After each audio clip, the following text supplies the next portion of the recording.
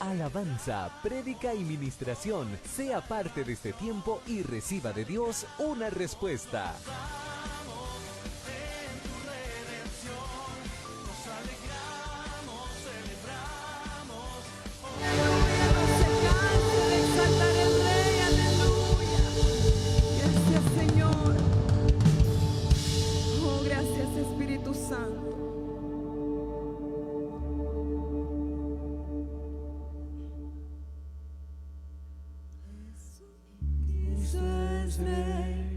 La muerte venció, hemos nacido de nuevo, bautizados en fuego. A una sola voz canta la creación, hemos nacido de nuevo, bautizados en fuego. Jesucristo es Rey, la muerte venció, hemos nacido de nuevo, bautizados en fuego. Dígalo fuerte. A una sola voz canta la creación, hemos nacido de nuevo, bautizados en fuego. Oh, bautizados en fuego, Señor. Gracias, Espíritu Santo. Gracias, Señor, porque no es casualidad, Señor, que tú nos hayas traído a este lugar. Gracias, Dios, porque si no fuera por tu misericordia y por tu amor mostrado a nosotros, no tendríamos a quien clamar. Hosana, Hosana, nuestro Padre, Hosana en las alturas. Gracias, Señor. Te exaltamos, Rey.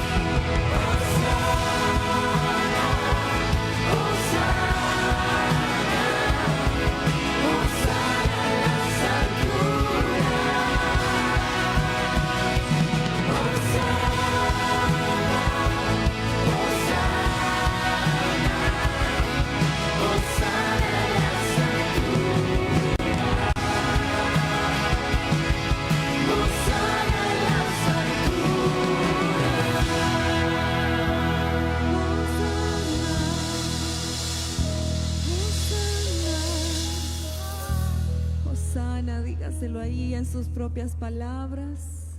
Hosana, Hosana, Hosana en las alturas. Dígaselo una vez más, Hosana. Hosana, Hosana, Hosana en las alturas.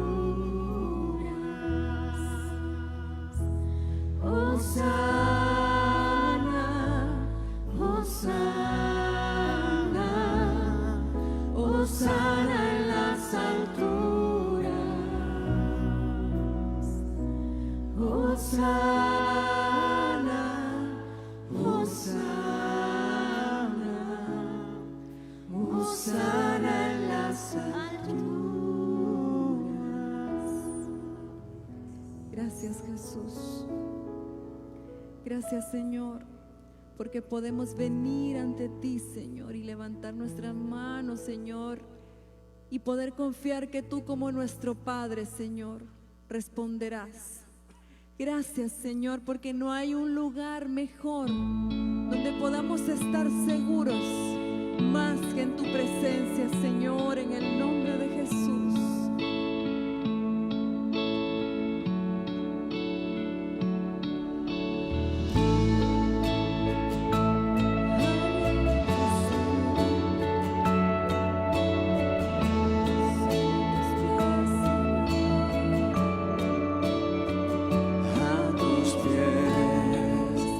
De mi corazón, a tus pies entrego lo que soy, ese lugar de mi seguridad, donde nadie me puede señalar. Me acercaste a tu presencia, me levantaste, me postro a adorarte. Dígalo fuerte, iglesia. Más alto, más grande, que estar a tus pies, que estar a tus pies. No hay lugar más alto,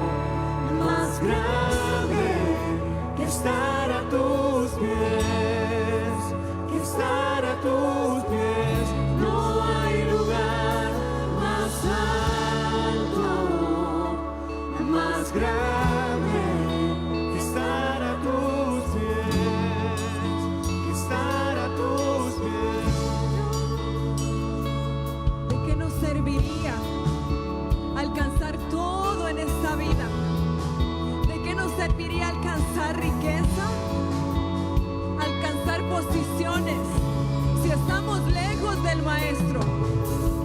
¿De qué nos serviría acumular tantas cosas materiales si nuestro corazón está alejado del Rey de Reyes y Señor de señores? No hay mejor lugar que estar en su presencia, iglesia. Disfrute la presencia del Rey de Reyes en este lugar. Aleluya. No hay lugar más alto, más grande que estar a tus pies, estar a tus pies. No hay lugar más alto, más grande que estar a tus pies, estar a tus pies. No hay lugar más alto, más grande que estar a tus pies, estar a tus pies. Más alto, más grande que estar a tus pies, estar a tus pies. No hay lugar más alto, más grande que estar a tus pies, estar a tus pies. Gracias, Señor, porque nos permites entrar a tu presencia, Señor, estar cerca de ti. Quiero que lo imagine a Él sentado en su trono, con sus faldas resplandecientes y blancas que pegan hasta el suelo, y que usted se acerca a Él con humildad y le dice: gracias por tu presencia en mi vida. Quiero que se lo imagine, que imagine lo majestuoso que es Él, el que nos ha salvado, el que ha tenido misericordia de nosotros. Imagínenselo sentado en el trono con todo su poder y su gloria, y que usted puede acceder a ese lugar donde Él está en este momento y recostarse quizás en sus piernas, como a veces me lo imagino yo, como un padre bueno recostado, y mi cerebro tiene que pensar que ese Padre bueno soba mis cabellos y me dice: hija, aquí estoy. Yo soy tu lugar seguro. Mi presencia es tu lugar seguro. Aquí no hay condenación, no hay culpa. Yo soy tu seguridad. Dígale gracias por tu presencia. Gracias, dígale, porque eres bueno, porque tu misericordia se ha extendido hacia mi vida hasta este momento, Señor. Porque no soy merecedora de eso, pero tu amor te hace amarme a pesar de quien soy. Gracias, Cristo, te bendecimos en esta hora. Levantamos nuestras manos en gratitud a ti, reconociendo quién eres en nuestra vida, reconociendo quién eres en esta iglesia, el Señor de esta casa, reconociendo quién eres en nuestra familia y en nuestra nación, Señor, el Rey de Reyes y Señor de Señores, Padre, reconociendo que no hay un reino más grande que el tuyo, que no hay un poder más grande que el tuyo y que no hay un nombre más grande que el tuyo. Es a ese Dios que puedo acercarme y decirle: Abba Padre, gracias. Gracias, dígale, por permitirme acercarme a ti con confianza. Gracias, dígale. Gracias. Te pido que ministres mi vida a través de tu palabra, dígale. Que me hables como solo tú lo sabes hacer. Que si encuentras alguna debilidad en mí, me redargullas. Que si encuentras alguna fortaleza, la fortalezcas más. Sé que tu amor es inagotable y tu paciencia también. Háblame, Espíritu Santo, dígale a través de la palabra. Que yo pueda identificar con el propósito que tú tienes con ella hoy aquellas cosas que necesito mejorar. Te bendecimos, Cristo, y su iglesia dice: amén y amén. ¿Puede darle palmas al Rey? Puede decirle gracias. Gracias por tu presencia, gracias por tu palabra. Gracias por el tiempo que nos das de estar en coinonía, los hermanos juntos, en armonía, dice, bendiciendo tu nombre. Buenas noches, iglesia, puede tomar su asiento. Gracias, muchachos. Es bueno estar juntos de nuevo en casa, ¿verdad que sí? ¿Y dispuestos para qué? Vamos a ver. Para que el Señor nos hable y nos ministre a través de su palabra, ¿verdad? Temas importantes que a veces nosotros olvidamos, pero que el Señor viene con su amor y su paciencia a recordarnos qué es lo que dice su palabra. Y me toca compartir un tema muy hermoso. Básicamente es un tema que nos va a retar el día de hoy, ¿verdad? Yo quiero que usted disponga su corazón para que aquellas cosas que hay que mejorar, iglesia.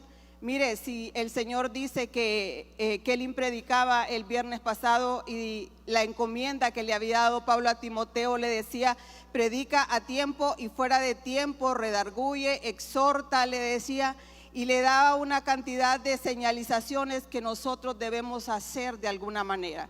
¿Sabe qué? A través del vínculo de la palabra, porque ella es la que dice que viene, conoce nuestra situación, conoce nuestras debilidades, nuestras fortalezas, y ella dice que penetra como una espada de dos filos hasta lo más profundo. Entonces yo quiero que usted le diga al Espíritu Santo, quiero que vengas con tu espada de doble filo y penetres hasta lo profundo de mi ser. Amén, iglesia.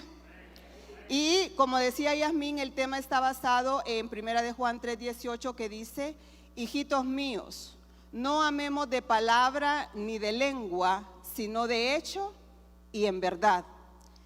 Y Juan, de acuerdo a lo que Yasmín había leído, da algunas especificaciones en su carta acerca de lo referente a este texto, pero el Espíritu Santo me guió hacia una parábola en el Evangelio de Lucas, que yo quiero que usted me acompañe. Es una parábola muy conocida y que tiene mucho que ver con lo que Juan está diciendo en su carta. Vamos a leer Lucas 10 del 25 al 37. La palabra del Señor dice de la siguiente manera: y aquí un intérprete de la ley se levantó y dijo para probarle, maestro, ¿haciendo qué cosa heredaré la vida eterna? Él le dijo, ¿qué está escrito en la ley? ¿Cómo lees? Aquel respondiendo dijo, amarás al Señor tu Dios con todo tu corazón y con toda tu alma y con todas tus fuerzas y con toda tu mente, y a tu prójimo como a ti mismo. Y le dijo, bien has respondido, haz esto y vivirás. Pero él, queriendo justificarse a sí mismo, dijo a Jesús, ¿y quién es mi prójimo? Respondiendo Jesús le dijo, un hombre descendía de Jerusalén a Jericó y cayó en manos de ladrones, los cuales le despojaron e hiriéndole se fueron dejándole medio muerto. Aconteció que descendió un sacerdote por aquel camino y viéndole pasó de largo. Asimismo un levita, llegando cerca de aquel lugar y viéndole pasó de largo. Pero un samaritano que iba de camino vino cerca de él y viéndole fue movido ¿a qué?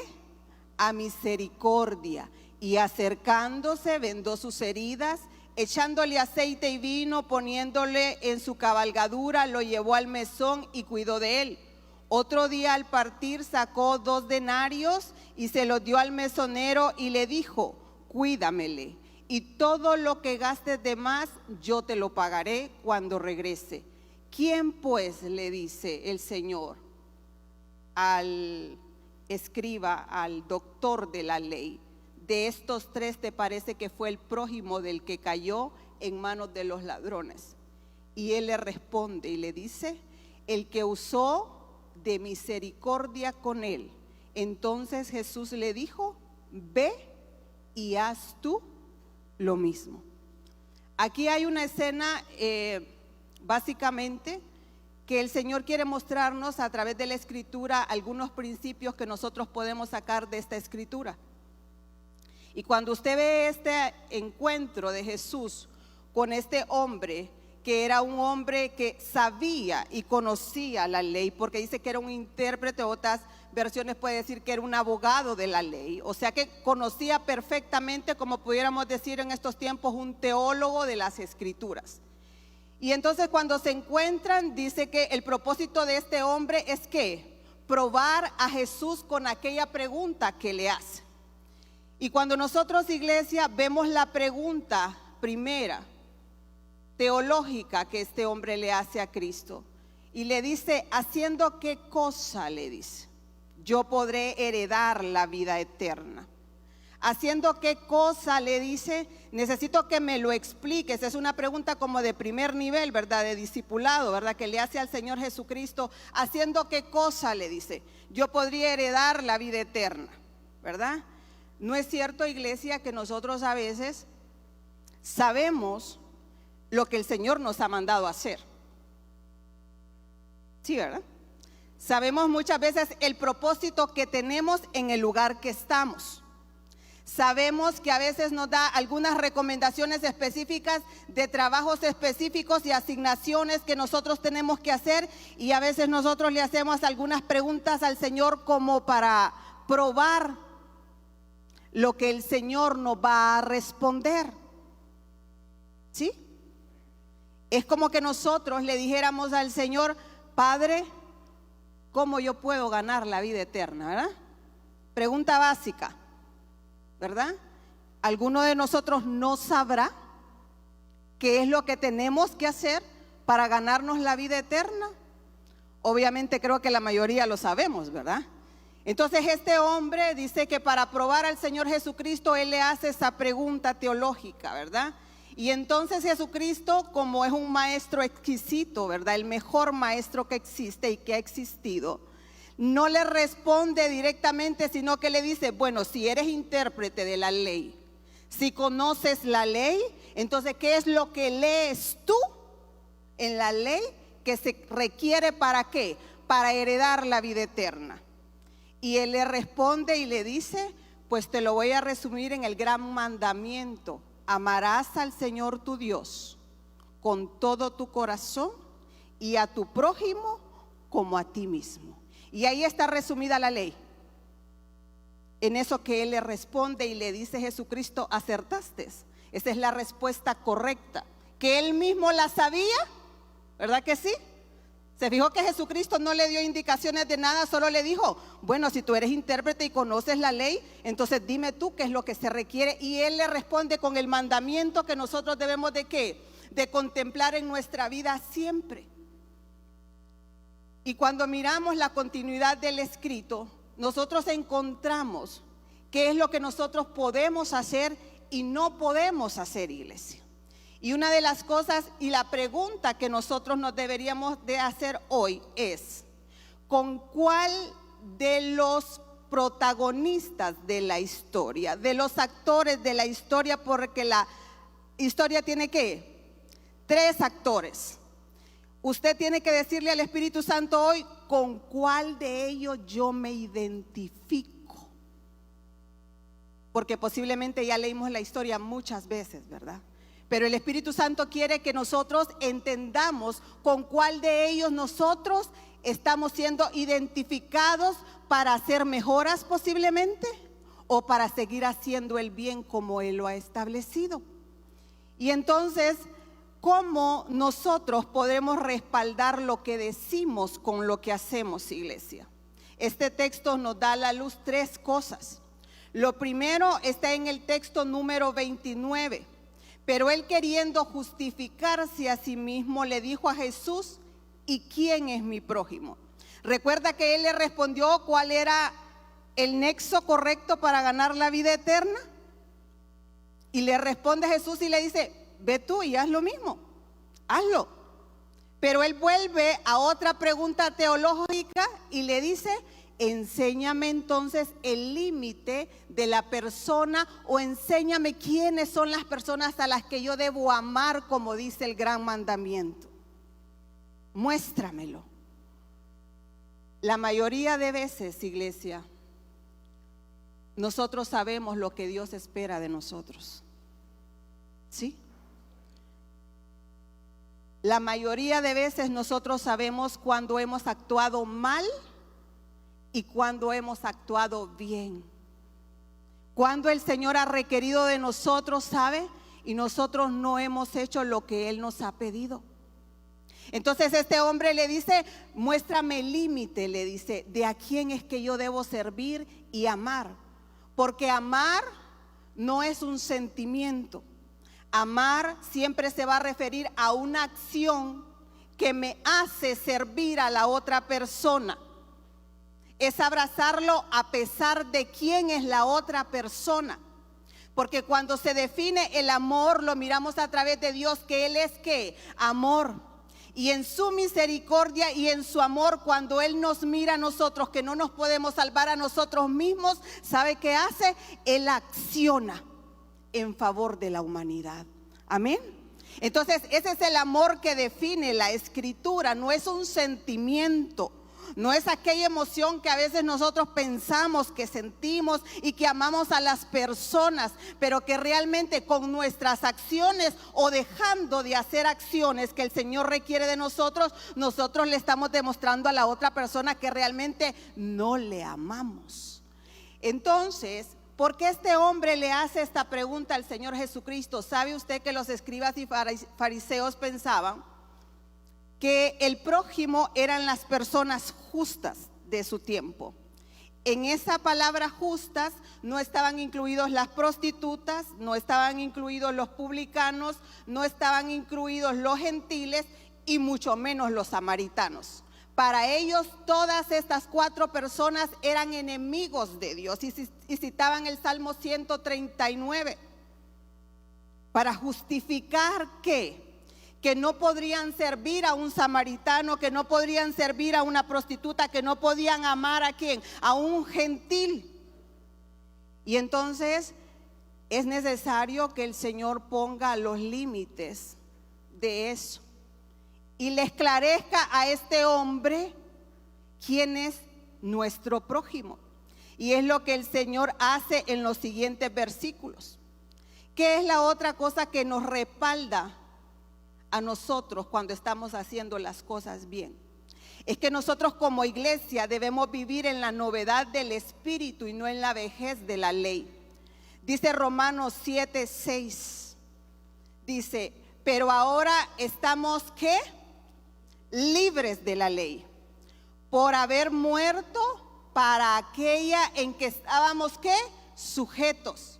De modo que sirvamos bajo el régimen, mire, nuevo del Espíritu y no bajo el régimen viejo de ¿qué?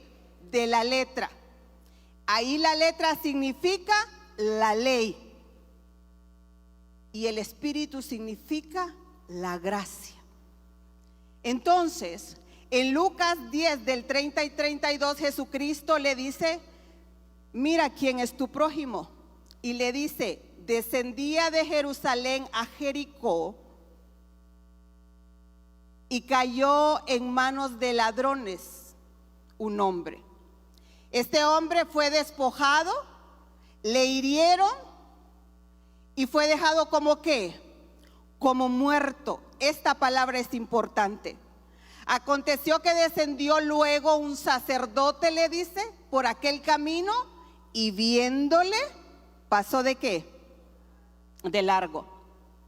Asimismo un levita, le dice, llegando cerca de aquel lugar y viéndole, ¿qué pasó de nuevo? Pasó de largo. Cuando la Escritura muestra algunas cosas específicas, dice que venía de Jerusalén a Jericó.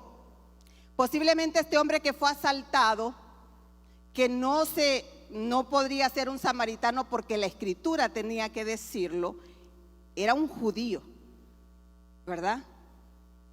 Era un judío porque la Escritura cuando va a hablar sobre un samaritano lo especifica y aquí no lo especifica. Entonces dice que posiblemente era un mercader que andaba vendiendo, ¿verdad? Fue asaltado, lo hirieron, lo malmataron, ¿verdad? La versión Vilma habla hoy, y lo dejaron como muerto. Y dice que pasa un sacerdote que venía también de Jerusalén a Jericó. O sea, el sacerdote venía del templo hacia la ciudad. Venía el levita del templo a la ciudad. Los dos pasan de largo, dice, medio lo vieron, visualizaron. ¿Y qué pasó? ¿Verdad? Así como, ¿sabe qué pasaba si el sacerdote y el levita, que eran los ministros que Dios tenía en el templo para servir y mostrar misericordia a las personas? Como usted y como yo, porque nosotros somos sacerdotes ahora, ¿verdad que sí? Y somos de la tribu de Leví, dice escogido, ¿verdad? Así lo cantamos, ¿verdad? Y así decimos. ¿Sabe qué pasaba si ellos se acercaban a un cadáver? Según la ceremonia que ellos tenían, ellos quedaban inmediatamente inmundos, ¿verdad? Y para que ellos volvieran a servir estando en esa condición, tenían que pasar 7 días haciendo un montón de cosas para poder limpiarse y purificarse y volver a empezar a servir. Este hombre, dice, estaba casi muerto, pero ellos no se acercan a él, identificando aunque sea si respiraba o no. Simple y sencillamente dijeron: no me puedo contaminar, no puedo dejar de servir o tener 7 días para estarme limpiando y hacer rituales por alguien que está tirado ahí, que no sé si está vivo o está muerto. Sabe, el Señor instituyó leyes en la Escritura, leyes morales y leyes ceremoniales. Y unas son más importantes que otras, porque las ceremoniales para nosotros ya no tienen ninguna trascendencia, porque en Jesucristo se cumplieron todas. Pero las leyes morales, o sea, la ley, los 10 mandamientos que reflejan el carácter de nuestro Dios, esa es la que todavía es vigente para nosotros. Pero ellos, en lugar de cumplir el mandamiento, cuando el mandamiento dice: amarás al Señor tu Dios con todo tu corazón, ellos prefieren ¿qué? Cumplir con la ley ceremonial o con la norma que no tiene ninguna incidencia en el ser humano para bien. ¿Me explico? Es como que yo viniera vestida para servir y predicar hoy, y me hubiera encontrado a alguien en el camino y hubiera dicho: ¿sabes qué? No puedo atenderlo, ni siquiera puedo irlo a ver porque me voy a ¿qué? A contaminar. Es lo mismo que nosotros haríamos, o que quizás nosotros hemos hecho en algún momento y no nos hemos detenido a visualizar la necesidad de aquella persona que en el camino el Señor la ha colocado. Y nuestra religiosidad, nuestra devoción por servir al Señor se ve un poquito más alto que realmente cumplir con el mandamiento que Él ha dicho: tienes que amar a tu prójimo como te amas a ti misma, Vilma. ¿Sí? Entonces, ¿qué pasaba con ellos? El estricto cumplimiento de las leyes ceremoniales era más importante.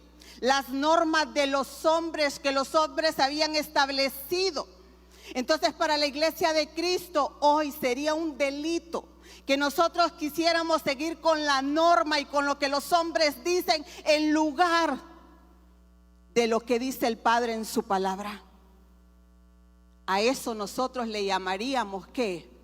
Religiosidad. El servicio se traduce en insuficiente si no hay misericordia, hermanos. Y yo oro en este momento para que el Señor te desafíe al salir de aquí, que te desafíe en esta semana y que haga visible en tu carácter su amor, porque Él lo ha derramado en nosotros, dice, a través de su Espíritu Santo. Así lo dice Romanos.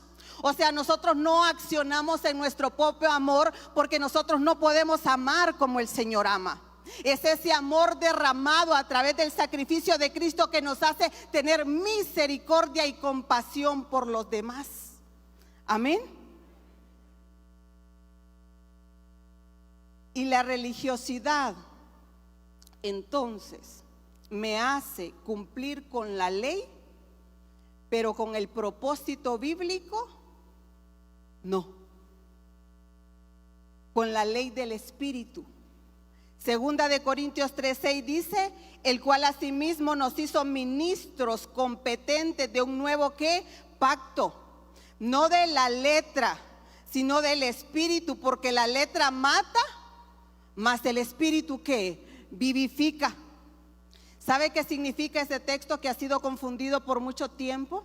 Es que dice que si usted estudia mucho, hermana Vilma, la letra la va a matar. No, eso significa, la letra significa la ley. Y el Espíritu significa ¿qué? La gracia. O sea, la ley, si yo sigo basada en las normas y en las leyes, entonces yo voy a ¿qué? A perecer. Yo tengo que vivir a través de lo que el Espíritu ¿qué? Me diga. El Espíritu dice que vivifica, pero la letra ¿qué? Mata. ¿Sabe por qué? Porque la ley establece que usted y yo no podemos cumplirla. Que para eso vino ¿quién? Jesucristo. Dios ha establecido leyes y principios, mandamientos en su palabra, y los hombres han realizado reglas que se les hace difícil cumplir. Ellos incumplían el mandamiento para ayudar al prójimo, pero sí cumplían con la ley ceremonial, sí cumplían con el teatro que se podía hacer alrededor, anteponiendo la norma antes que el mandamiento que el Señor demanda de nosotros. Y esto no era nuevo, no solo se ve en esta pequeña porción de la Escritura. Jesucristo, que es el que instauró las leyes, que es el que vino a cumplir la ley, Él desafió las normas de los hombres en su servicio ministerial en 3 años en la tierra. Es por eso que le decían a Él, ¿y tú por qué sanas en sábado? Y Él les decía, hipócritas, ¿es que acaso tú no desatas tu asno en este día? ¿Qué? La ley ceremonial versus el ¿qué? El mandamiento de amar e ir por una persona que necesita sanidad. Y le decían, ¿y por qué tú te sientas con los pecadores, con las prostitutas y con los publicanos? La ley ceremonial versus el mandamiento de amar al prójimo como a nosotros mismos. Jesús no vino a cumplir las reglas de los hombres, vino a cumplir la ley establecida por Él mismo. Por eso Jesús les decía en Mateo 23:23, ay de vosotros escribas y fariseos hipócritas, porque diezmáis la menta, el eneldo y el comino y dejáis lo más importante de la ley, que es que la justicia, la misericordia y la fe. ¿Sabe qué significa hipócrita en ese contexto? Alguien que sabe hacer lo bueno y no lo hace. El amor y la justicia, dice el Señor, es lo que quiero de mi pueblo. ¿Acaso no ha leído usted en Isaías que dice, este es el ayuno que requiero de ustedes?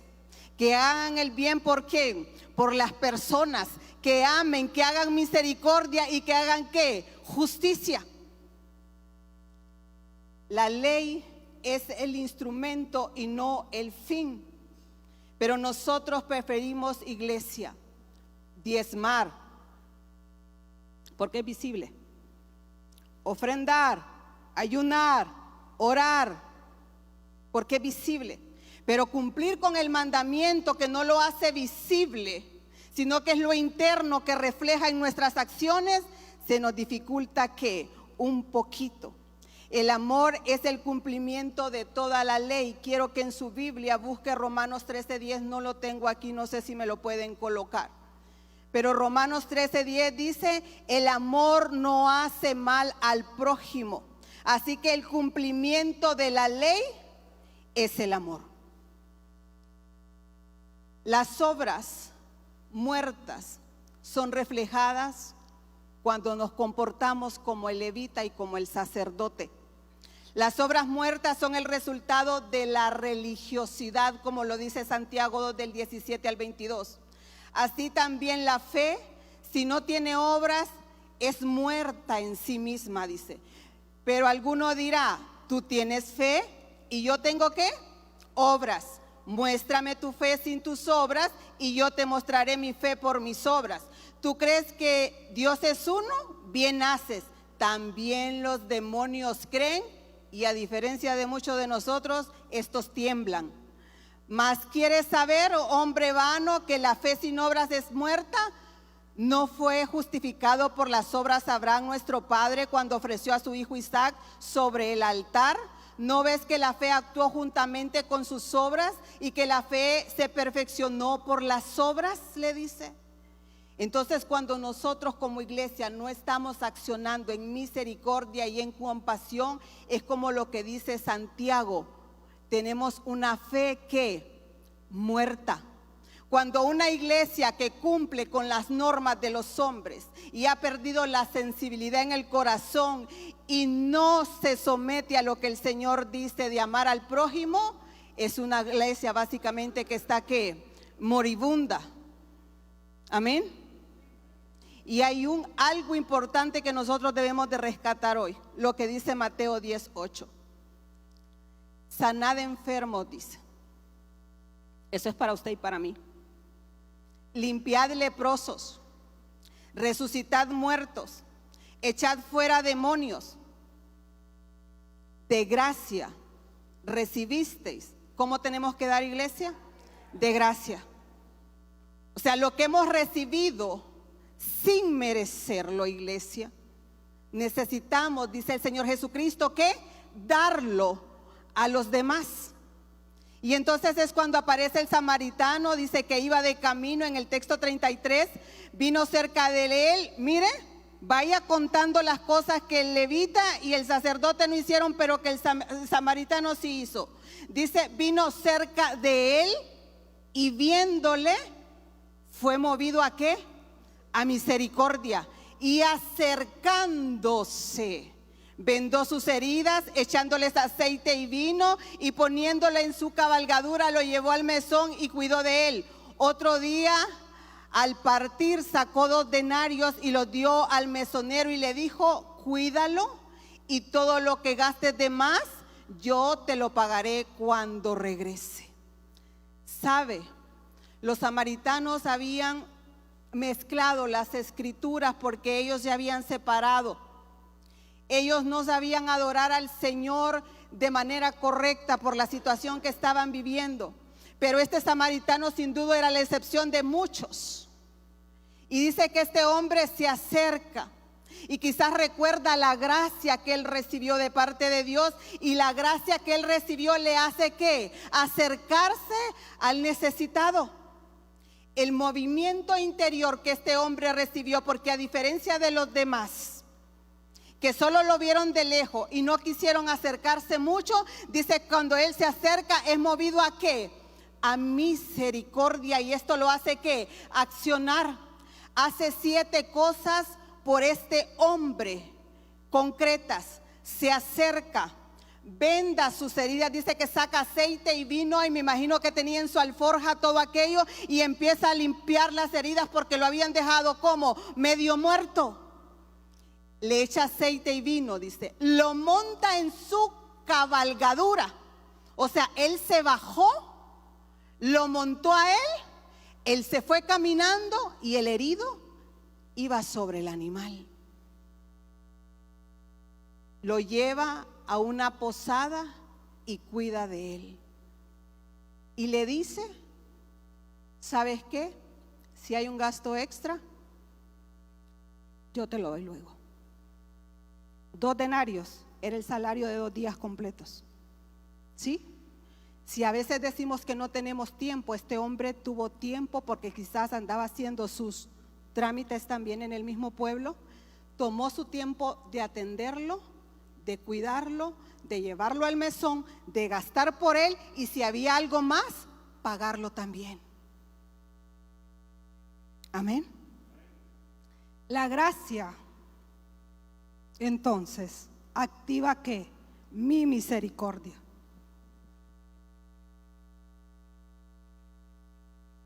¿Por qué? La palabra misericordia, en su significado original,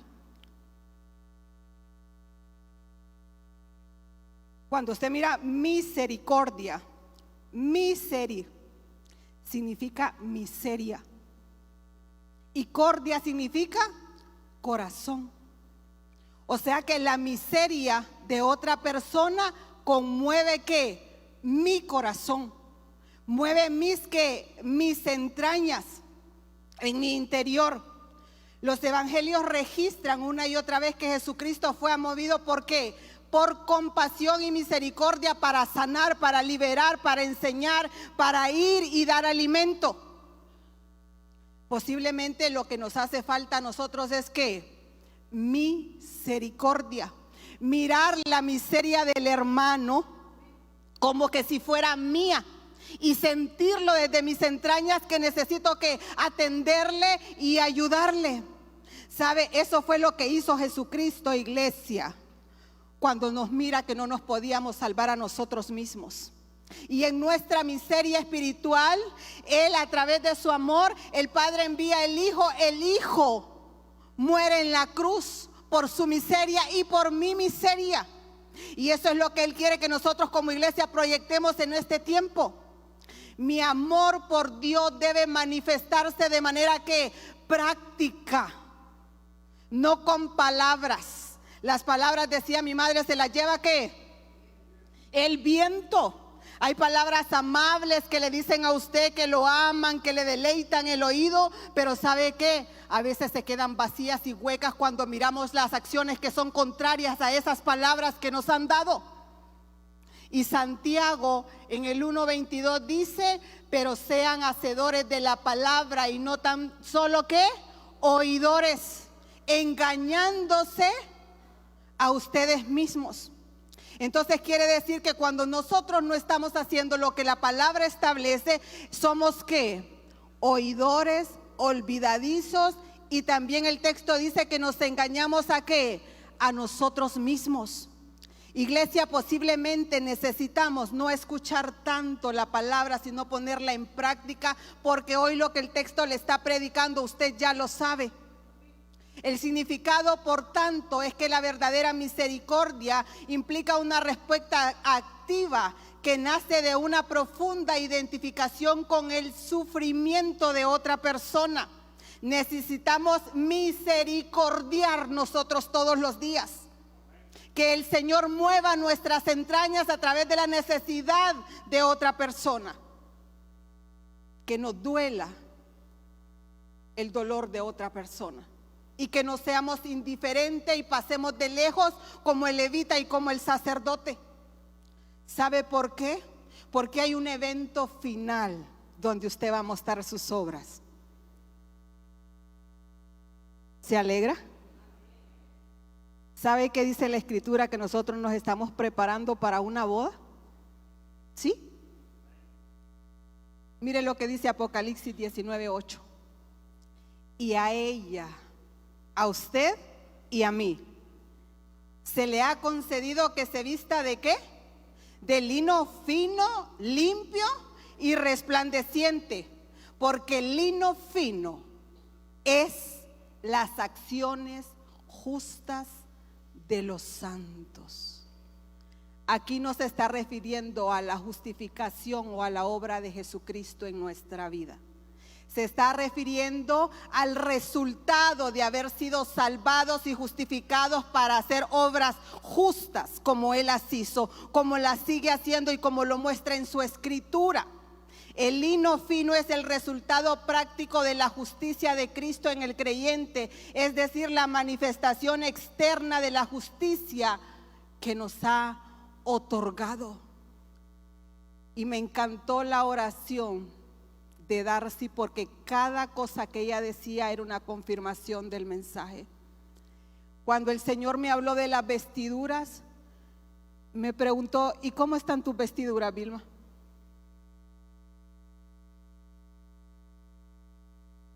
Usted miró mi acción ahorita, ¿verdad? Y Pablo dice, yo estoy preparando una iglesia con vestiduras ¿qué? Blancas y sin arruga. ¿Sabe qué significa? Dice que no tienen que llevar ninguna mancha, ninguna arruga. ¿Sabe qué significa que estuvieran manchadas? Son cualquier defecto moral que nosotros podamos tener. Eso mancha ese atuendo por el cual yo tengo que llegar a esa boda de la manera más nítida y limpia, porque es mi boda con el rey.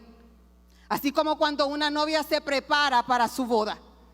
¿Y sabe qué son las arrugas? Que Pablo dice que no tiene que llevar esa vestidura. Es la vejez, como las arrugas cuando ya vamos avanzando en los años, ¿sí? Y que usted quiere con ácido hialurónico aquí, como que estirársela.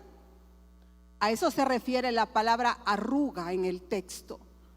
Y se refiere a algunas cosas que nosotros hacemos, como la iglesia de Éfeso, que perdió su primer amor y que tenía una sana doctrina, pero convirtió a una iglesia en un corazón frío e insensible. Y le dice el Señor, vuélvete a mi primer amor. O como las cosas que hacemos por comodidad, por frialdad, o por pereza, o por confianza, o porque estamos cómodos. A eso se refiere la arruga que el Señor no quiere en nuestra vestidura el día de la boda, iglesia. Quiere una iglesia que esté viva, que esté reluciente, que esté rejuvenecida en el vigor de Cristo. Y para eso tenemos que dejar de hacer todas aquellas cosas que arrugan mi vestimenta y que me hacen ver que no estoy lista para ese evento que es excepcional para la iglesia. Porque el texto dice, a ella se le ha concedido. O sea, no es algo que es nuestro, es un mérito que Él nos ha ¿qué? Dado. Y además dice que hemos sido ¿qué? Revestidos de ese lino fino, y el Señor espera que con nuestras acciones justas nosotros lleguemos con esa vestidura totalmente ¿qué? Emblanquecida. Tito 3 del 4 al 8 dice: pero cuando se manifestó la bondad de Dios nuestro Salvador y su amor para con los hombres, nos salvó, no por obras de justicia que nosotros hubiéramos hecho. Está hablando de nosotros, iglesia. Sino por su misericordia, por el lavamiento de la regeneración y por la renovación en el Espíritu Santo, el cual derramó en nosotros abundantemente por Jesucristo nuestro Salvador, para que justificados por su gracia viniésemos a ser herederos conforme a la esperanza de la vida eterna. Palabra fiel es esta, dice: en estas cosas quiero que insistáis con firmeza, para que los que creen en Dios procuren ¿qué? Ocuparse en buenas obras.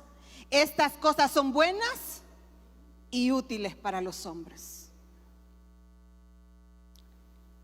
¿Con quién nos identificamos en la Escritura? ¿Qué es necesario que mejoremos? ¿Qué es lo que el Espíritu le redarguyó, quizás le puso en su mente? ¿Te acordás aquella vez que te dije y no lo hiciste?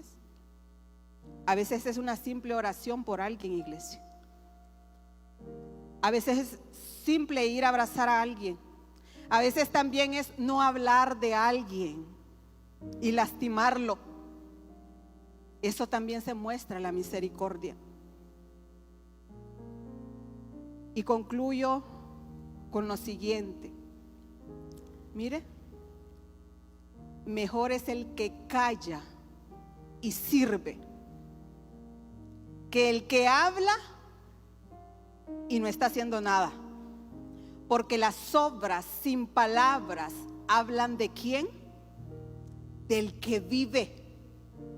Mis obras hablan de que Él está en mí, de que entiendo el mandamiento, de que entiendo que yo soy la extensión de sus manos, de sus pies, de su boca en este tiempo.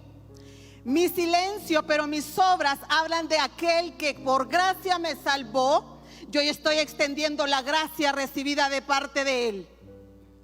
Y la gracia recibida se vuelve una vestidura visible.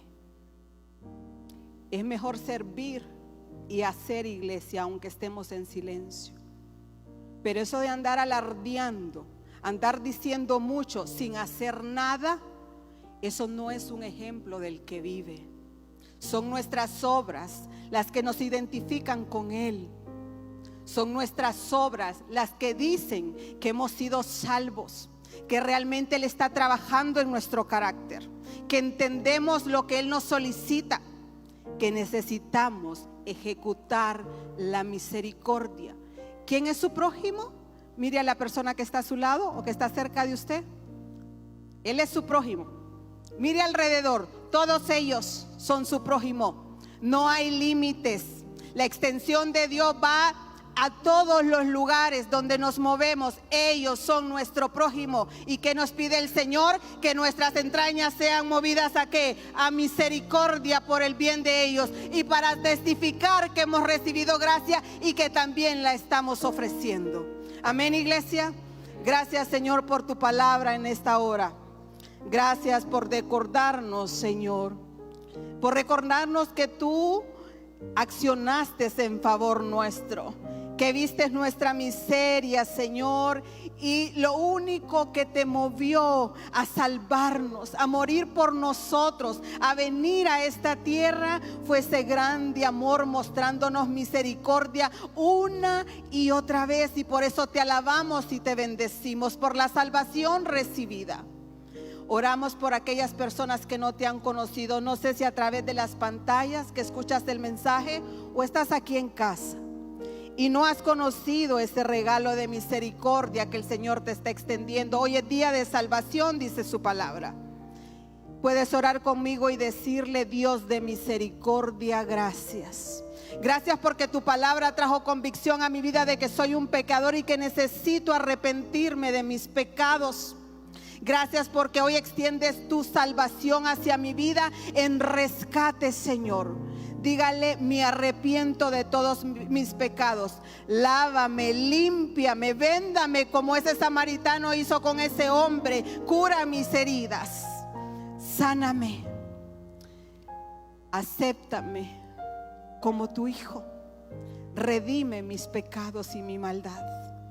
En el nombre de Jesús, amén y amén. ¿Hay alguien en este lugar?